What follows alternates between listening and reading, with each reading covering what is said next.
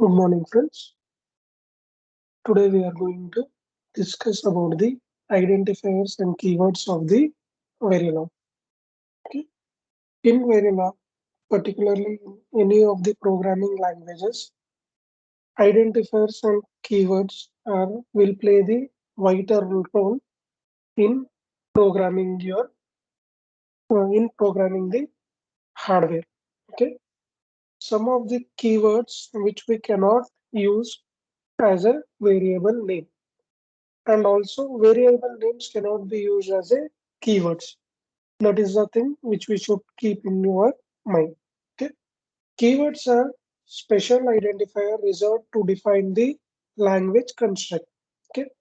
They are used for a specific operators kind of a thing. Means keywords are used to perform some particular operation.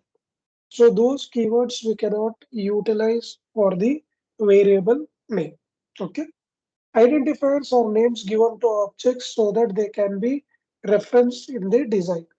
So that is what the variable name which we are calling, that is also called as the identifiers.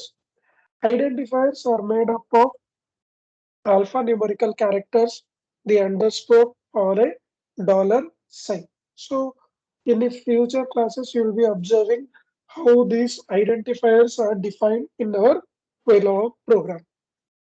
There are some set of rules which we need to follow. Okay, so you'll see some examples for those things also.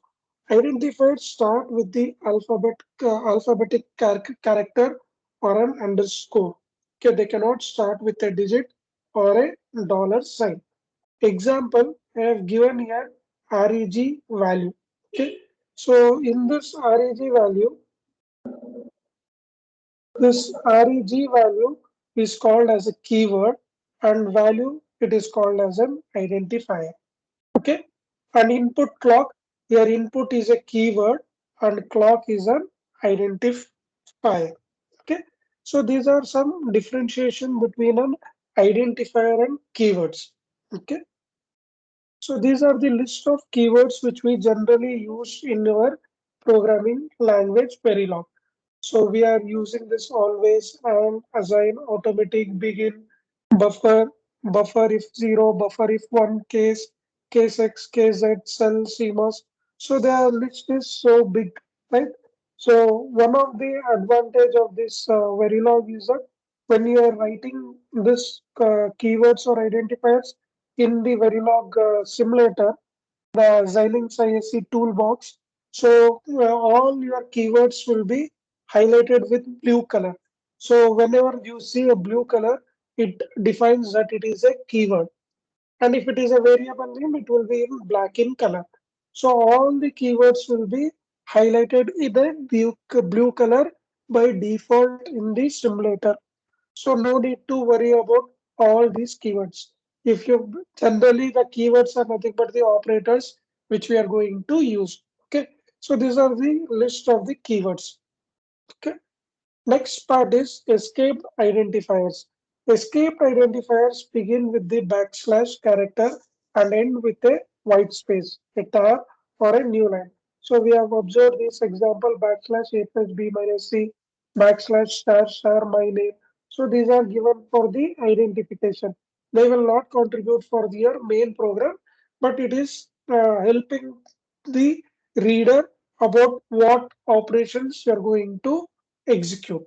Okay. Next type of the basic concept is the data types.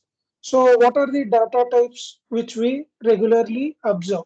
Okay. So usually in the Verilog, the data types which are going to observe is a 0, is a 1. So these are nothing but your binary values. And apart from these two, there are another two sets. One is X value, one is Z value. X value is unknown logic value, and Z value is a high impedance floating state value. So these are the value set and data types which we are going to use in our programming language Verilog. Okay. So basically for the valid kind of a data, the values will be 0 and 1. Okay. For unknown or high impedance data, the values are X and Z. So you may be asking, sir, whether only these four are there. Still many are there over a period of time you will be observing. Okay. So once you know what is the value, you should also be knowing which will drive the bus. Okay. So power supply, a strong value, a pull value, a large value, a weak value, a medium value, a small value, and a high impedance value. So these are the types which are present where it will be stored, right? So it is a driving value, it is a storage value, or it is a high impedance value. And for this also, there is a degree, which should be occurring first, okay, on a priority base. So strongest is your supply one and weakest is your high impedance one. This strongest degree or weakest degree, when it will be activated, when two of the input data having the same value, so which value should be read? So that value can be decided based on this value set which is presented here. Okay. So next topic, we have seen program, we have seen register value, wire value, net value. So everywhere we have observed input value, output value, right? At the back end, when I give some value to some variable, suppose if I take an AND gate, so A value, B value will be there. So A value 0, B value 0, A value 0, B value 1, A value 1, B value 0, A value 1, B value 1. So these are the four conditions which I'm going to get. And these values where it will be stored. So this is neither an input which is going to be stored, it is not an output where it is to be present. So you should require some temporary register. And those things can be done with this lets value. So lets represents connection between a hardware element, just as in a real circuit. Let's have values continuously driven on them by the output of the device that can be connected to. Right. So as an example, you can observe that there is a simple AND gate. AND gate name I have given it as G1. Right. So gate 1 you can tell. So B and C are the input and A is the output value. These variable name also you can give in whichever order you want.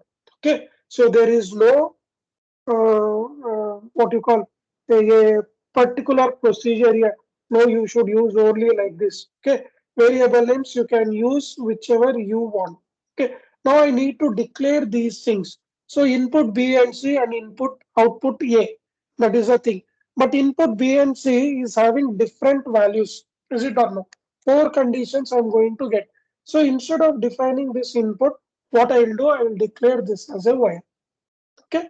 So wire A, wire BC, wire D equal to 1 dash B, 0. So you can declare these. If you don't know what is the input condition, you can declare it as a wire.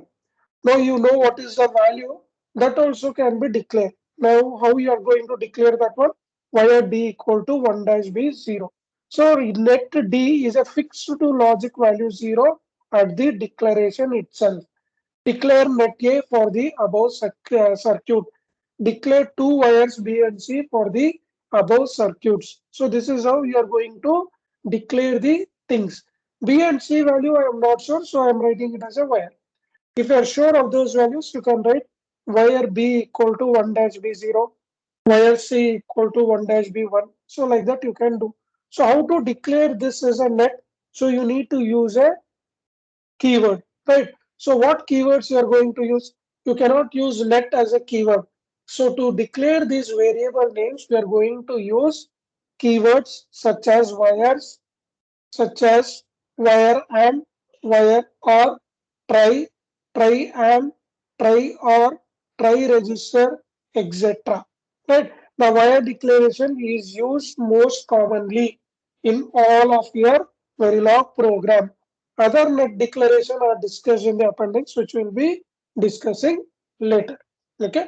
So next part is your, this is one of the declaring of your variable. One more way of declaring your variable is the register. So what does the register do? It will store the value. Okay. So it can store the value. So to store a value, what is the keyword which you are going to use? So I'm going to use a keyword of reg. So register represent data storage element. Register retains value until another value is placed onto them. Registered data types are commonly declared by the keyword reg. The default value of a registered data type is X. So one example which has given register reset. Declare a variable reset that can hold its value initially.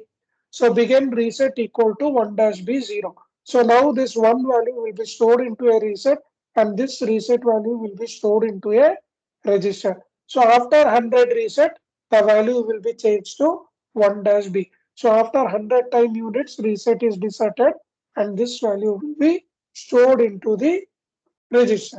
Similarly, to declare the variables, we can use the vectors also. So nets or registered dot can be declared as a vectors in a multi form. So how to declare that one? You can see this is a wire A. So only A value is declared here. So if I want to declare a vector, so I need to write it as in a square parenthesis 7 is to 0. Right. So what is the values it is going to store? So you can see 8-bit bus of 7, bus of 6, bus of 5, so on till bus of 0. If I write similar same thing in a reverse order, like wire 0 is to 7. So what is the order how it is going to store? So it is in the reverse order. Bus of 0, bus of 1, bus of 2, right? In that way, it is going to be stored. You can declare a 32-bit data as I have declared with multiple registers. Okay. So bus A, bus B, bus C. So it is all having 32-bit data. Or you can declare one single value, which is your clock. Right. So these are some examples of a vectors. In this vectors, again you are having vector part select. I want only to select only some particular out of 32-bit, only first 4-bit or in middle 8-bit or at the MSB bit. So that also can be declared, right? So bus say of 0, right? It select only 7. Bus 2 is to 0, it will select only least of that value, right? Using bus this if you are using it is a illegal statement, right? So these are the different types. Fixed vector part select will be there. Variable vector part select also will be there.